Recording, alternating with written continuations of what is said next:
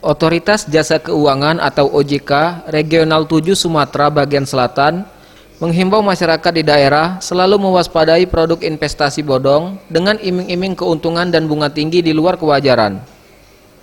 OJK menghimbau kepada masyarakat dalam melakukan transaksi keuangan apapun dalam bentuk investasi agar selalu memperhatikan rasionalitas, resiko, biaya, legal dan manfaat. Deputi Direktur Pengawasan Lembaga Jasa Keuangan OJK Regional 7 Sumbaksel, Muhammad Subandi menjelaskan, sebelum tertarik dalam investasi, ia meminta masyarakat pahami dulu mengenai 2L, yaitu legal dan logis. Artinya masyarakat harus jeli dan mengerti bahwa investasi tersebut logis atau tidak. Seperti pemberian suku bunga saat ini berkisar 9%, namun jika ada investasi yang bisa memberikan di atas 9%, masyarakat diminta waspada.